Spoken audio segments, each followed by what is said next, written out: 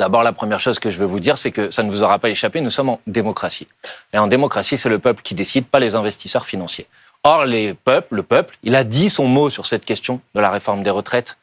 Les Français, ils sont très largement, majoritairement, très largement... Enfin, les Français, ils vivent à crédit avec l'argent que le monde leur prête. Non, mais attendez, vous pouvez leur donner des leçons si vous voulez, mais quand vous avez plus de 90% des actifs qui sont contre la réforme des retraites d'Emmanuel Macron, l'ensemble des organisations syndicales, et qu'il n'y a pas de majorité à l'Assemblée nationale et que c'est un 49-3 qui est utilisé pour la passer en force, vous pouvez dire c'est eux qui ont raison. Mais vous n'avez pas raison si vous êtes tout seul. Donc la première chose que je vous dis, c'est que désolé, mais on est en démocratie. Et les Français, ils ont largement soutenu l'abrogation de la réforme des retraites et c'est ça qui doit s'appliquer. Pour le reste, monsieur, quelle est votre inquiétude sur l'abrogation de la réforme des retraites? C'est le financement.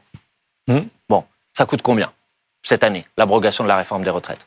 Au début, ça coûte pas énormément, ça coûte 2, 3, 4 milliards. Oui. Et puis en 2030, ça en coûtera une quinzaine par an. D'accord. Monsieur Barnier, quand il a fait un effort, soi-disant, sur le prix de l'électricité, c'est un manque à gagner de combien? 3 milliards. Bon, c'est à peu près les mêmes ordres de grandeur que la réforme des retraites, c'est ça? Bon, alors pourquoi c'était possible pour l'électricité, c'est pas possible pour les retraites? Parce que ça fait beaucoup de milliards à la fin. Ah d'accord, donc c'était l'un ou l'autre.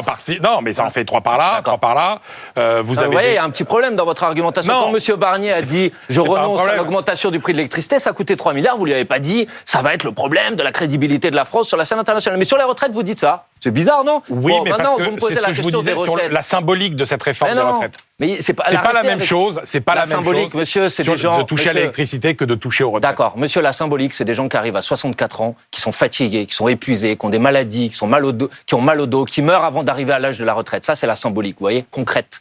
C'est la conséquence concrète de cette réforme. Alors oui, excusez-moi, mais oui, le nouveau Front populaire, quand il gouvernera, l'une de ses premières mesures, ça sera d'abroger la réforme des retraites. Pour le reste, le financement, on l'a déjà présenté 40 fois. J'ai pas de problème à vous le représenter. On peut faire une surcotisation sur les hauts revenus. C'est ce que nous avons proposé dans le cadre du débat sur la projet de loi de finances de la sécurité sociale. Je vous arrête tout de suite. Non, ce ne sont pas les cotisations de l'ensemble des salariés qui vont payer le prix. Je vous parle de 2 ou 3 plafonds de la sécurité sociale, c'est-à-dire des gens qui gagnent plus de 8 000 € net par mois. Ça devrait aller, une petite surcotisation sur ce sujet. Si on fait l'égalité salariale entre les femmes et les hommes, on rentre plus de 10 milliards d'euros dans les caisses de retraite. Si on ramène des gens dans l'emploi, parce que moi je veux bien qu'on me dise que c'est la censure du gouvernement qui va se traduire par une catastrophe économique, mais les prévisions économiques sur le budget de M. Barnier, elles ont été faites, et pas par la France Insoumise, par des organismes comme l'OFCE, l'Observatoire français des conjonctures économiques. C'est 150 000 € d'emplois en moins le budget de M. Barnier, et c'est une baisse de la croissance de 0,8 points, c'est-à-dire une division de la croissance par 2. Ça, c'est pas le budget que moi je propose, c'est le budget que M. Barnier propose. Donc oui, quand on fait tomber le budget de M. Barnier, c'est aussi bon sur l'économie, M. Le Chypre.